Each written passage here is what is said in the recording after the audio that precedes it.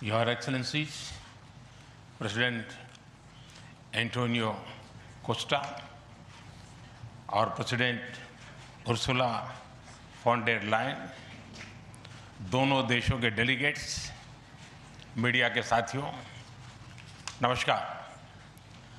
अपने दो करीबी मित्रों प्रेसिडेंट कोस्टा और प्रेसिडेंट फॉन डेर लायन का इस अभूतपूर्व भारत यात्रा में स्वागत करते हुए मुझे बहुत खुशी हो रही है।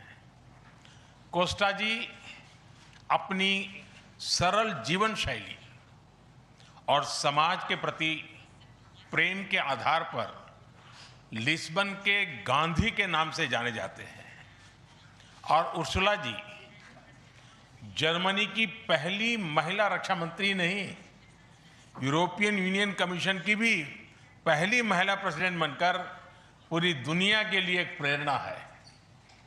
कल एक ऐतिहासिक क्षण था जब पहली बार यूरोपियन यूनियन के लीडर्स भारत के गणतंत्र दिवस समारोह में मुख्य अतिथि के रूप में शामिल हुए। आज एक और ऐतिहासिक अवसर है जब विश्व की दो सबसे बड़ी लोकतांत्रिक शक्तियां अपने संबंधों में एक निर्णायक अध्याय जोड़ रही है। फ्रेंड्स, पिछले कुछ वर्षों में भारत और यूरोपियन यूनियन के संबंधों में उल्लेखनीय प्रगति हुई है।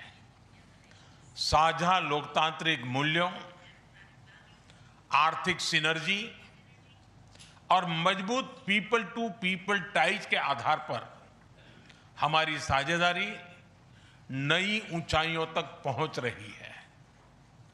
आज हमारे बीच 180 बिलियन यूरो का ट्रेड है। 8 लाख से अधिक भारतीय यूरोपियन यूनियन के देशों में रह रहे हैं और सक्रिय योगदान दे रहे हैं। हमने स्ट्रेटेजिक टेक्नोलॉजी से लेकर क्लीन एनर्जी, डिजिटल गवर्नेंस से लेकर डेवलपमेंट पार्टनरशिप, हर क्षेत्र में सहयोग के नए आयाम स्थापित किए हैं। इन्हीं उपलब्धियों के आधार पर आज की समिट में हमने समाज के सभी वर्गों को लाभ पहुंचाने वाले कई निर्णय लिए हैं। फ्रेंड्स, आज भारत ने अपने इतिहास का अब तक का सबसे बड़ा फ्री ट्रेड एग्रीमेंट संपन्न किया है। आज 27 तारीख है। ये सुखद संयोग है कि आज ही के दिन यूरोपियन यूनियन के 27 देशों के साथ भारत ये एफटीए कर रहा है। यह एक ऐतिहासिक समझौता हमारे किसानों, हमारे छोटे उद्योगों, इसके यूरोपियन मार्केट तक पहुंच आसान बनाएगा, मैन्युफैक्चरिंग में नए अवसर पैदा करेगा और हमारे सर्विसेज सेक्टर के बीच सहयोग को और प्रबल करेगा। इतना ही नहीं, यह एफटीए भारत और यूरोपियन यूनियन के बीच इन्वेस्टमेंट को बूस्ट करेगा, नई इनोवेशन पार्टनरशिप बनाएगा और वैश्विक स्तर पर सप्लाई चेन को मजबूत करेगा। यानी यह सिर्फ ट्रेड एग्रीमेंट नहीं है, यह साझा समृद्धि का नया ब्लूप्रिंट है।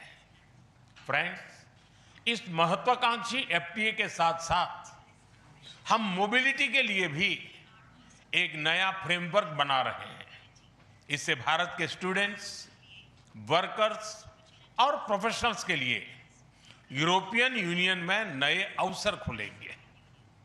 साइंस एंड टेक्नोलॉजी में हमारा लंबे समय से एक व्यापक सहयोग रहा है।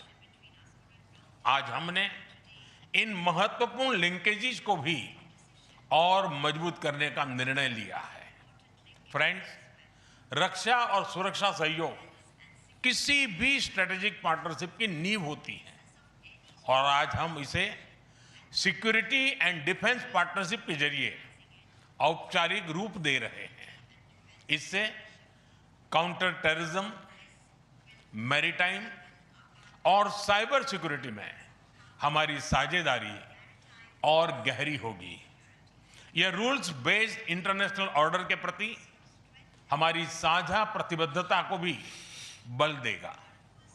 इंडो पैसिफिक क्षेत्र में हमारे सहयोग का दायरा और बढ़ेगा और इसके साथ हमारी डिफेंस कंपनियां को डेवलपमेंट और को प्रोडक्शन के नए अवसर साकार करेगी।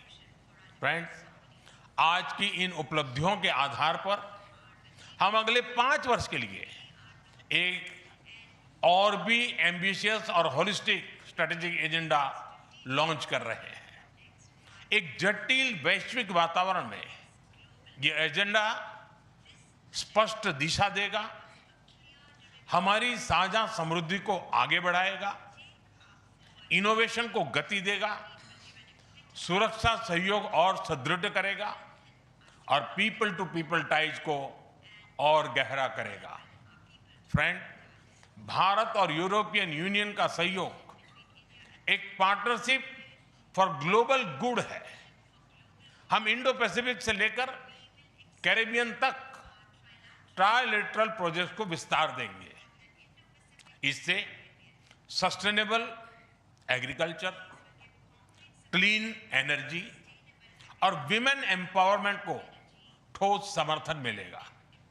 हम साथ मिलकर आईमैक कॉरिडोर को ग्लोबल ट्रेड और सस्टेनेबल डेवलपमेंट की एक प्रमुख कड़ी के रूप में स्थापित करेंगे। फ्रेंड्स, आज ग्लोबल ऑर्डर में बड़ी उथल-पुथल है। ऐसे में भारत और यूरोपियन यूनियन की साझेदारी अंतर्राष्ट्रीय सिस्टम में स्थिरता को मजबूती देगी। इस संदर्भ में आज हमने यूक्रेन, पश्चिमी एशिया, इंडो पैसिफिक सहित कई वैश्विक मुद्दों पर विस्तार से चर्चा की। मल्टीलेटरलिज्म और इंटरनेशनल नॉर्म्स का सम्मान हमारी साझी प्राथमिकता है। हम एकमत है कि आज के चैलेंजेस का समाधान करने के लिए ग्लोबल इंस्टीट्यूशंस का रिफॉर्म अनिवार्य है।